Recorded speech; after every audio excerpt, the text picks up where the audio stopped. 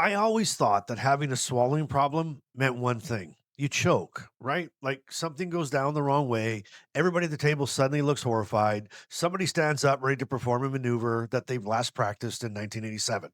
That is a swallowing problem. Except with Parkinson's, swallowing changes can start much more quietly than that. So today I'm going to give you 7 signs that your swallowing may be changing with Parkinson's. And some of them are so subtle that you could easily blame them on something else. And one of these completely fooled me because I had never connected it with swallowing at all. But the one that I really want you to stay for is number 7. Because sometimes the person having the swallowing problem, they don't even know that there is a swallowing problem. Fantastic. Because apparently I wasn't monitoring enough bodily functions already. Now my lunch needs supervision. Welcome to Living with Parkinson's. The good, the bad, and the reality. Real talk, real life, real community with Bryce Perry. Let's begin. Hey everyone, welcome back. I'm Bryce, and I was diagnosed with Parkinson's at the age of 40. And after all these years, I'm still finding things this disease does that nobody apparently thought worthy of mentioning. And swallowing's definitely one of them. Parkinson's affects movement, and swallowing is movement. It's actually this ridiculously complicated, coordinated dance between your tongue, your mouth, your throat, and your brain. A dance I performed flawlessly for decades without ever even once attending rehearsal. And then Parkinson showed up and apparently said, I'll be choreographing this from now on. Perfect. Okay, so let's start with one of the easiest changes to overlook. Okay, and that is meals are taking longer. Now, this one's sneaky because nobody finishes dinner, looks at the clock, and says, interesting, chicken took 7 minutes longer today to eat. Maybe I should open up a spreadsheet. No, we just adapt. Maybe you chew longer. Maybe you take smaller bites. Maybe everybody else has finished eating and you're still sitting here thinking, apparently I'm closing the restaurant tonight. Maybe your food gets cold before you're finished. Maybe eating itself starts feeling like work. And because the change can happen gradually, we normalize it. That's something I think that those of us with Parkinson's are really good at. Sometimes we're actually too good at it. Something changes a tiny bit, and then another bit. And then 6 months later, we're doing something completely different than we used to. And we say, no, no, no, no, no, I've always done that. No, you haven't, Bryce. You have absolutely not always done that. So ask yourself, are meals taking noticeably longer? Are you consistently the last one finished when you never used to be? And are certain foods suddenly more work? Do you actually get tired from eating? And if this sounds familiar, give me a slow in the comments. I want to see how many people have noticed this one. Because again, it doesn't automatically mean something's terrible is happening. It means to pay attention. Patterns matter. Now, taking longer to eat can be easy to explain away. But number 2 is harder to ignore because suddenly you become very aware that something is supposed to be traveling from point A to point B, and apparently it's stuck in traffic. So number 2 is pills or food feel like they're getting stuck. All right, well, you swallow a pill and it feels like it didn't quite just make it all the way down. So you swallow again. Then you take some water. You swallow again. And then you sit there wondering, where exactly is this thing? And those with Parkinson's take enough pills that becomes relevant rather quickly. My medication organizer has more tenants than an apartment building. And when taking medication itself starts becoming difficult, that's worth noticing.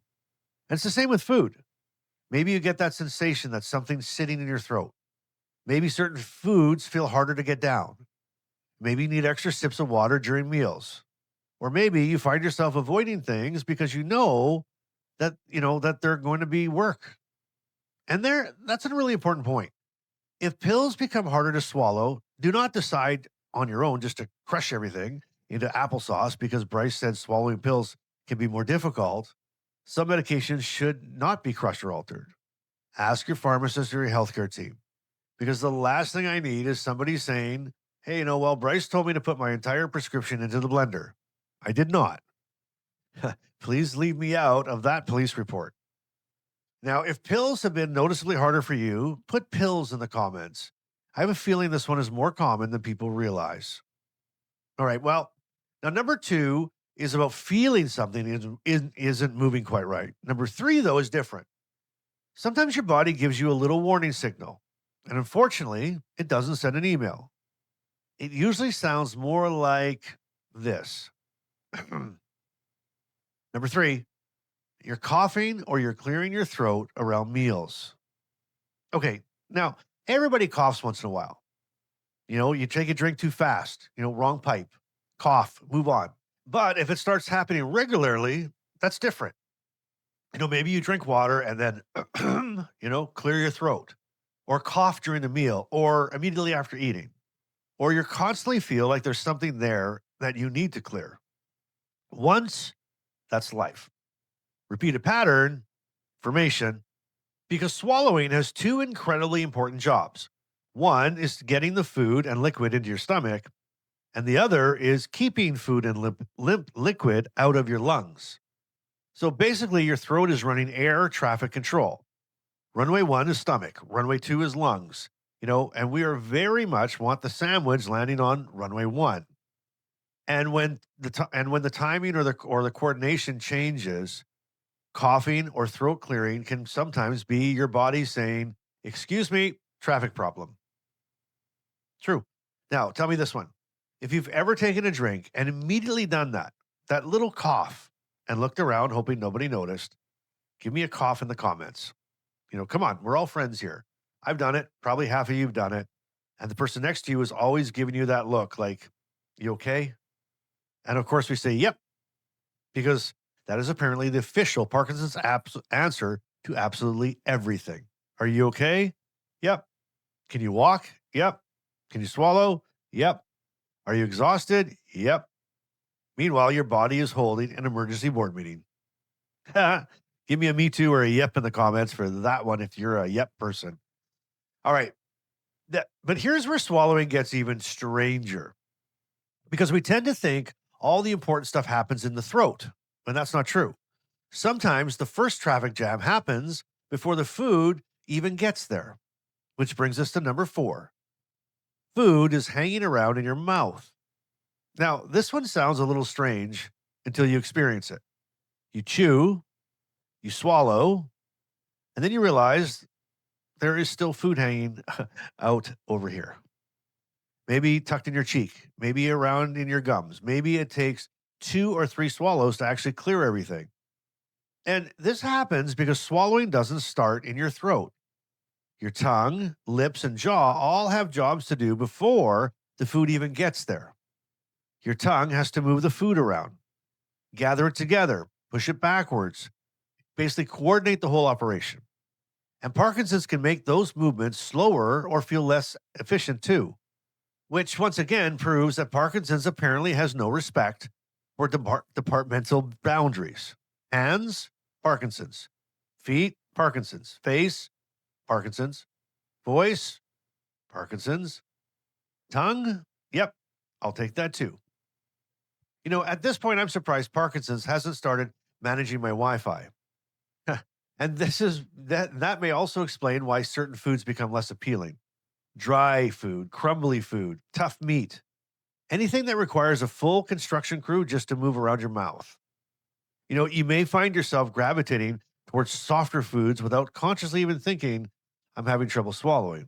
You just think, mashed potatoes seem like less nonsense today. And that's fair. It really is.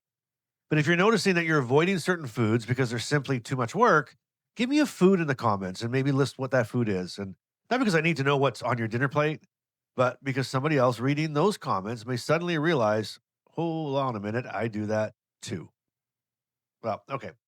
Now, the first four were things that you might notice. But number five is interesting because someone sitting across the table may hear it before you do. And yes, this unfortunately means our care partners get another opportunity to be right. I know, terrible news, terrible news. But number five is your voice sounds different after you eat or drink. Now, interesting. After eating or drinking, your voice may sound wet, like gurgly or different, almost like something is sitting around your throat. And care partners may pick up on this quicker than we do, which creates one of my favorite Parkinson's conversations. You sound different. No, I don't. Yes, you do. No, I don't. Repeated until one person leaves the room. We already know that Parkinson's can mess with our perception of our own voice volume. Okay. People tell me, and they tell you, Bryce, you're talking quietly. And in my head, I'm practically yelling. So sometimes our own internal gauge isn't exactly calibrated correctly. And it's the same thing with this. If Carmen notices something repeatedly after I eat or drink, maybe instead of instantly saying, nope, I'm fine, I should be saying, what are you hearing? Tell me about it. Novel concept, right? Listening. Apparently, marriage counselors have been suggesting this for years. Who knew? And this is a good place for care partners too. Like, don't make somebody feel inspected. Nobody wants dinner to suddenly become subject swallow chicken at 6:43 p.m. mid-throat clearing detected. Just notice some patterns, that's all. All right. And speaking of symptoms that don't necessarily mean what we think they mean, number 6 completely fooled me because I thought I understood exactly what caused this, and I was wrong. I know. I know. Can you please contain your shock? Carmen certainly will. Not. But number 6 is drooling. Yep, drooling. If you asked me why somebody with Parkinson's drools more, I would have said too much saliva. Done. Case closed. Bryce Perry, amateur neurologist. Except, not necessarily. A big part of the issue can be that Parkinson's makes automatic swallowing happen less often. Think about that. We're making saliva all day long. Normally, you swallow it and you don't even think about it. And you're probably doing it right now. You see, you don't stop every 30 seconds and think saliva inventory high, initiate swallow. Your brain just handles it automatically. But Parkinson's can interfere with automatic movements. So you may swallow less frequently, and therefore the saliva builds up. And eventually, gravity clocks in for its shift. Now, you see, that blew my mind because once again, something I thought was one problem was actually another Parkinson's movement problem wearing a fake mustache. And some people notice it more when they're concentrating, like or watching TV or sleeping. Maybe you wake up and your pillow has apparently been participating in a water conversation experiment. Maybe you notice saliva collecting more when you're focused on something. Maybe you consciously have to remind yourself to swallow. And if drooling has been a part of your Parkinson's, give me a drool in the comments. There. We're just saying it. You see, no shame, no embarrassment, because I guarantee somebody watching this has been hiding that symptom and thinking they're the only one. And if that's you, you're not. This is why I love doing these episodes because Parkinson's is full of those moments where you suddenly go, wait a second, that explains everything. All right.